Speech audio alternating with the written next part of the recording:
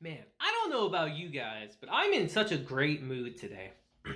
Not only did we have an incredible episode of Kaguya-sama, leading us into a most likely even more incredible ending, it turns out that that ending is going to be an hour-long special. So I'm really looking forward to that. It's going to be really emotional, I can already tell. And yeah, I'm just super excited. It's nice to be in a good mood for once, guys. I'm really not very often. So for me to actually feel happy, I like it. So let's get into our episode today for Kaguya-sama, Love is War, Ultra Romantic, episode 11. Now, our episode begins this week with a little bit of mystery, Because it's revealed that we have a thief on the campus. Phantom thief, if you will. Who's named Arsene? Gee, I wonder who this is referencing. Who leaves a calling card? But it turns out that this man has gone around the campus and stolen all the heart-shaped balloons. Now, who would do something like this? Who would steal all the heart-shaped balloons?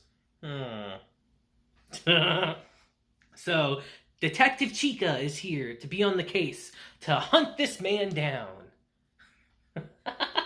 And it's just what a funny way to start our episodes, the return of Detective Chica hunting this phantom thief named Arsene. And everyone's saying, like, damn, should we let Chica go and run and do some crazy stuff like this? Like, she's gonna make a commotion, isn't she? And we pan over to Shirogane, saying, nah, a little commotion for the festival is a good thing. I wonder why he would say that. And we see that this man finally can make balloon art. Yet again, proving that his tenacity is his best feature. And he's able to do it. And it's pretty damn good looking, actually. I gotta admit. Looks pretty good. But speaking of him making balloon art, we transition to Kaguya looking at him in the room, making art. And she wants one, obviously. So she's trying to find a way to get in there to get a balloon art from her. And we see Maki come up to her and says, hey, I'll make one for you. And Kaguya instantly shuts her down. Poor Maki, man. She just can't catch a break ever. Just the butt of all the punches. But Kaguya eventually does go in there. And we have a little competition between her and Shirogane. Because you see, Kaguya wants a heart. She wants a heart balloon. But she can't just outright ask for it. No. Crazy. That'd be crazy to do. You could never just outright ask for something you want. So we get to play games. So we start narrowing things down, being very specific with things that we want. Like, oh, no animals, no plants. Oh, plants are animals, so I can't do that. Nothing like that. And Shirogane's sitting there like, what can I do? And eventually someone comes over and says, oh, why don't you just do a heart? And Shirogane's like, alright, sure, that's a good idea. In this instance, Kaguya thinks she's won. She thinks to herself, oh, thanks for the assist, true wingman over there. And she's over the moon. She's super happy. And Shirogane makes the heart for her. And like I said, she's just over the moon, super happy about it. And he shows her the price list. Now she's thinking, oh, what could it be? Just 100 yen, 200 yen, 300, no big deal. But Shirogane had different plans. Turns out, when someone asks for a heart-shaped balloon, they have to give a heart back. Meaning this ingenious bastard planned this from the beginning. That he knew she'd want a heart-shaped balloon. So he planned it that way to where she had to give him a heart back. And when I saw that, I was laughing like, you evil genius. And just what a great scene. And for a second, we think Kaguya's going to take the pendant out. She has it in her hand. She's like, oh, can I do it? Is this the time? But she just throws money on the table and ends up running away. But in my opinion, Shirogane won that encounter. He definitely won. He got the better of her, for sure. Just what a fun scene to start our episode with. And now we go to a little bit more serious of a scene. We go to Tsubame and Ishigami, and we realize that Tsubame is avoiding Ishigami. And this man is really depressed about it. So we actually see Kaguya walking around, and she ends up running into Tsubame. And they have a little girl time, a little talk. Just she asks Kaguya, hey, what do you normally do to turn someone down when they ask you out? Now, Kaguya thinks that, there's no way that Ishigami would ever, there's no way he would ever make a public confession to her. So this must be someone else. So I have to crush that person's hopes and dreams right here. And she's just absolutely ruthless with the advice she's giving Tsubame. Like, no, get your lust-filled gaze off me, you damn dirty animal. And some stuff like that she tells her. And I'm just like, Jesus. And even she's like, wow, that's harsh. You can't hide the venom in those words. And then she says, all right, well, if I do that, then you're going to have to look out for you. And she's like, wait a minute, what? And it's at that point she finally realizes, wait a minute, he actually did confess? I just kind of ruined his chances. So she quickly tries to backpedal and say, no, you can't hurt him. You can't hurt someone like that. You have to be gentle. You have to be mindful of their feelings, that they took all their courage to confess. And she's trying to completely salvage the situation for Ishigami. And, during this scene, we actually see someone confess to Chika. This poor soul, man. And Chika handling it like Chika would. I don't know if she turned him down in a nice way or a really, mean way. But it was hilarious. And seeing that, Kaki is like, oh, this is something we should not see. This is not for us. Let's walk away quickly. And we actually also see some guys hitting on Ino. And it's working. It's clearly working on her. She won't admit it, but it's definitely working. And they're asking, hey, when do you get off? Let's go around the festival together. And she's like, well, I guess I could do that. And then we see Ishigami run in there and just completely ruin the mood. And they drag her off. And she's furious, like, why the hell would you do that? What are you doing? And we see that Ishigami and Ino are really close. And so does Tsubame. And in that moment, she starts realizing, because Kaguya is saying to her, oh, he would never be mean for no reason. There's always a reason for him being mean.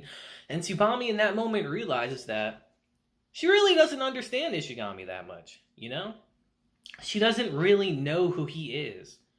So she can't really answer his confession, Because she never really thought of him that way, but now she's starting to because of that. So she thinks to herself, maybe I should get to know him a little better and actually figure out who he is before I just flat out turn him down. And that's what we live. That's what our consensus is at the end of this scene is she decides to hold off on answering the question so she can get to know him a little better. Now, I saw this scene a different way, guys. I've been saying for episodes now that Ino and Ishigami are going to end up together. Now, I don't have anything to really base this on. I just have a gut feeling, I just have a gut feeling. I've seen enough series, guys. I've seen enough anime. Trust me. I just have that gut feeling. I'm not a manga reader, so I don't know. That could have already happened, and people are like, well, duh, no shit, dude. But I'm not a manga reader. I just have a gut feeling that it's gonna happen. I just, as much as I want my boy to be happy with Tsubame, man, I just can't. I don't think it's gonna happen. And I think he's gonna be with Ino. I really do. Couldn't tell you why, but I do. I just really do. But anyway, let's get off that tangent and transition to our third part of the show. Because, see, Kaguya, after leaving Tsubame, is a little down in the dumps, She starts thinking, man, this is the last day of the festival. I've really wanted to spend it with Shirogane. And just every time I try to find him, I just can't find him. We always keep missing each other. What's going on? Until the man himself approaches her, and she's like, oh, what kind of scheme is he up to? And he just flat out asks, like, hey, do you want to go see the festival with me? And she can't believe it. She's just like, what? And they start going around. And she's thinking the whole time, like, he's up to something for sure. There's no way. He doesn't seem embarrassed at all that we're together. While everyone around them saying, oh, look, it's a date, it's a date. Oh my God, I can't believe it. So she vows to make him feel embarrassed no matter what. It's only fair, after all. So she leads him to a fortune-telling room, thinking, oh, this will surely embarrass him. Because the person doing the fortune-telling is an eccentric character, let's say that. So they go in there, and they start getting their fortunes read. And let's just say it gets a little steamy. Because you see, she starts saying that, oh, let me do your love comparison. And she starts naming off a bunch of things. A bunch of good things about Shirogane. A bunch of good things about Kaguya. And there's a line, actually, that really stuck out to me that I want to mention. She said that Kaguya is like a clear... is like the surface of the water, you know? If she's with a good person, the surface of the water is reflected in the light. Where she can be virtuous and... just a pure person. But if she's with a bad person, we see the transition to a starry night sky where the water's clouded and darkened. And how if she's with someone bad, her personality can shift that way. And I found that really interesting, actually. That line really stuck out to me. And I feel like it's going to be very prevalent in our next episode. I get that feeling. But she also says that their compatibility is through the roof.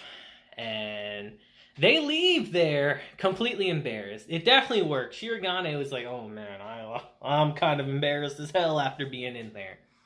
And after that, they just have a good time walking around. They get constant interruptions. Chika's running in there. Kaguya's like, no, she's going to ruin everything. But she goes right past them. Because the Phantom Thief actually left another note saying what his next target would be. So she's over the moon trying to find him. And gee, guys, I wonder who the Phantom Thief is. I wonder who. But anyway, she's off doing that. We see Ishigami approaching and she thinks, oh, he's going to ruin it. But Tsubame actually comes and gives the nice assist. And she kind of takes Ishigami away, saying, hey, well, come see my gymnastics performance. And before you do that, I want to go talk to you behind the school. And she tells Kaguya, like, maybe you won't need to console him after all. I'll handle this. Which really makes me think, like, what's going to happen with my boy? I really get the feeling he's going to get turned down. As much as I don't like that, I get the feeling Ishigami's going to be turned down. But it is what it is. We'll solve that another time. So, he's dealt with. And we even see Ino with her growling stomach almost interfere. But she gets a nice pass from the Soba guy. And she's taken care of as well. And that just leaves Shirogane and Kaguya to walk around the school together. And even Kaguya's like, yo, I'm on a roll right now. I'm on an unprecedented roll. This can't keep happening. I can't believe it. Because everything's going so perfectly. Everything's going so well. And as I'm watching it, I'm literally thinking to myself, like, there's no way. What's going to happen? There's no way that we have a nice little ending like this for this episode. There's no way. Something's going to happen. And something does happen. Shocker, I know. But after they go around the festival, Shirogane actually takes her into the student council room. And she's thinking, wow, after being around the festival, this place seems a little drab. But Shirogane doesn't say anything. He's all serious. And he takes out an envelope that he put on the table earlier in our episode and hands it to Kaguya, saying, I have to at least tell you this before anyone else. And it's at this scene that he reveals to her finally that this is going to be his last year at Shujin and that he's going to study abroad in Stanford. So this is his very last cultural festival. And we don't see Kaguya's face in this instance, but I can only assume it's a pretty sad one. And that's how our episode ends, actually. So, us going into our final episode, it being an hour at that, we got to solve a lot of things. We got to solve the Kaguya and shirogane thing, and we have to solve the ishigami thing. I don't think they'll just push Ishigami off to the side. I think his plight will be fairly prevalent in the last episode too.